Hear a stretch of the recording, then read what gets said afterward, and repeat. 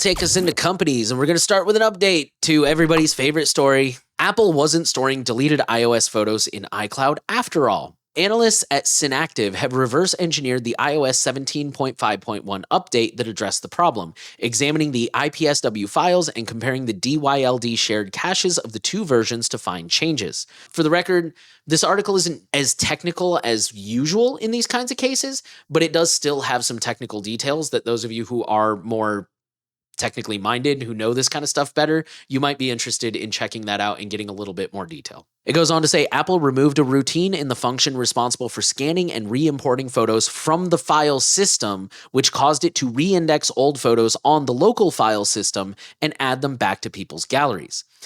Quoting them, based on this code, we can say that the photos that reappeared were still lying around on the file systems and that they were just found by the migration routine added in 17.5.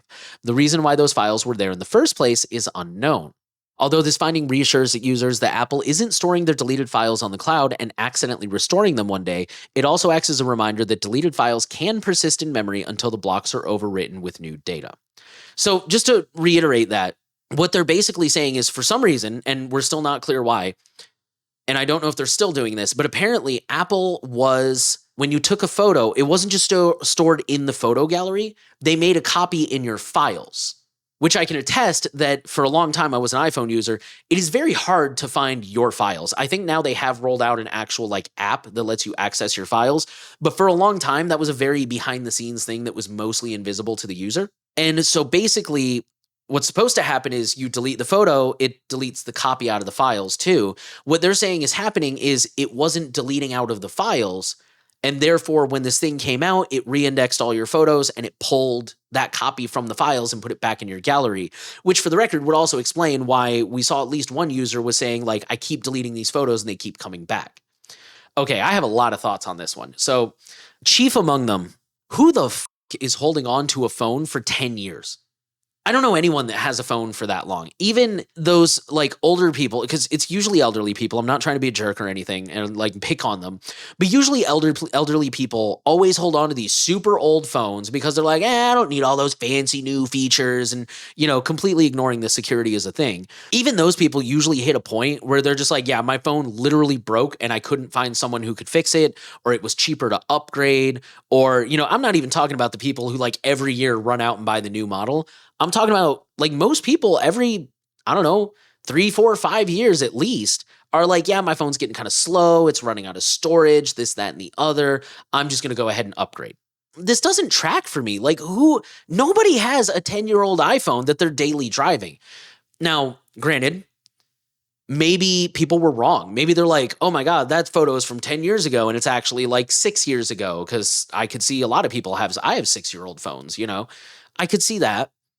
Or I could see maybe they just have this phone lying around, because a lot of people do that, myself included. I buy a new phone. I'm like, hey, this old phone, let me keep it as a backup, or let me, for me especially, it's let me put a custom OS on it and tinker around and learn more about that. I don't know. That is really weird.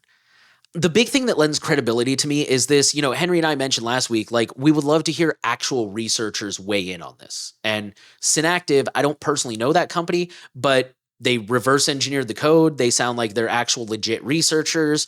So I don't know if they're rock stars, but they certainly sound like they at least somewhat know what they're talking about. And see, now it's funny, because all the people that called us shills last week, I specifically said I don't want to bury my head in the sand and ignore this.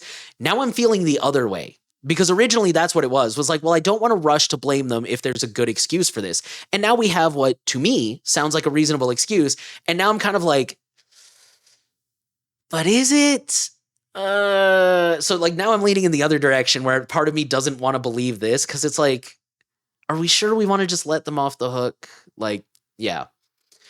I don't know. So I'm still, to be honest, I'm still very conflicted by this. This is a reminder that deleted files are still there. And they said that specifically. It's that's kind of disconcerting that for the last 5, 10, whatever years, your photos have just been sitting there. If you had been forensically searched, they would have popped right up. Or if an attacker had gotten access to your device, they'd still be there. So regardless of why this happened, it is a good reminder that anything you put in a digital format, you should consider permanent.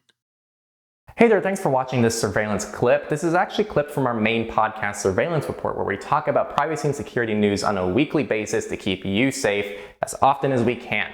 If you want something to listen to while you're driving to work maybe, check out the full channel at Surveillance Report, or you can stay subscribed to Surveillance Clips. Either way, we'll see you next time.